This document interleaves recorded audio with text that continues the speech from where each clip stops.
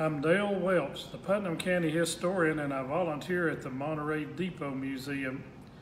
Monterey was founded in 1893 by the Cumberland Mountain Coal Company, which is a group of investors from Pennsylvania, Oklahoma, Missouri, Arkansas, and even a couple of local guys.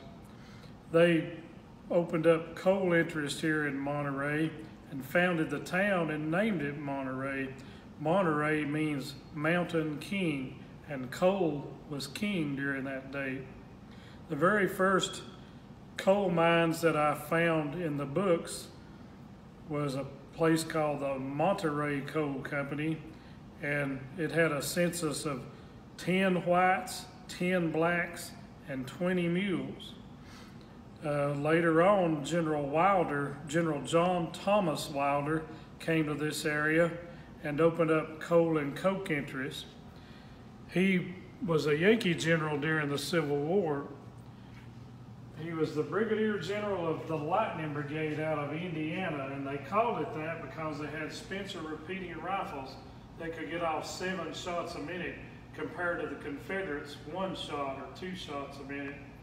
During the war, he fought a lot against Nathan Bedford Forrest troops, but after the war, they became good friends and would spend time at each other's houses. My daddy was a coal miner from the time he was 9 years old till just about a year or so before he died at 60.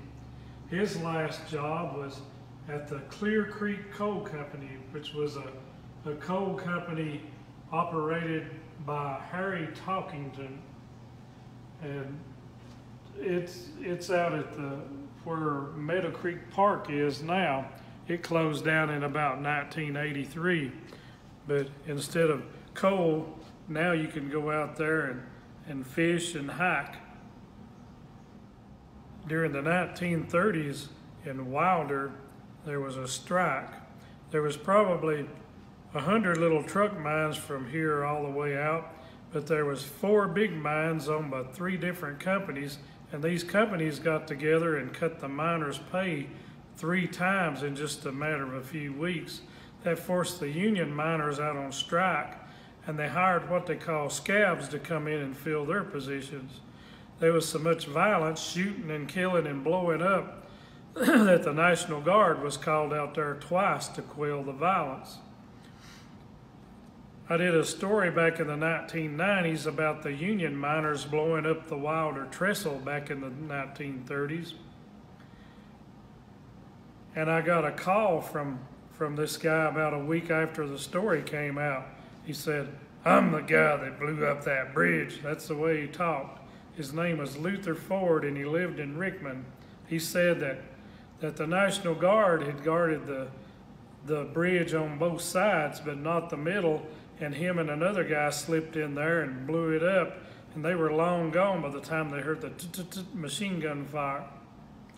The Nashville Banner picked up that story and made him even more famous, and about a year later I opened up the Overton County News, and it said, "Luther Ford, 88, of Rickman, Tennessee, was charged with manufacturing marijuana," and he died before he ever went to court, so he just went to the final judge. But what broke the strike up in the 30s, Barney Graham, the union president, was walking in between the post office and the commissary. Now out there at that time, there was probably 35,000 people out there. They had movie theaters, hotels, big stores out there.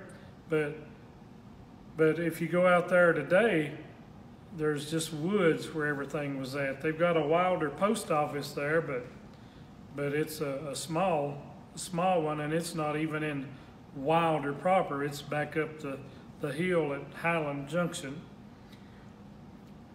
But anyway, Barney Graham was walking in between the post office and the commissary, and hired company thugs slipped up on him and shot him in the back 10 times.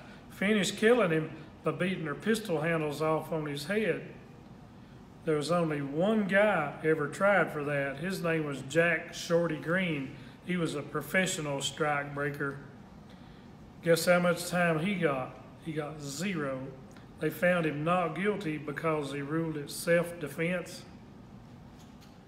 But after that, the strike kind of broke up.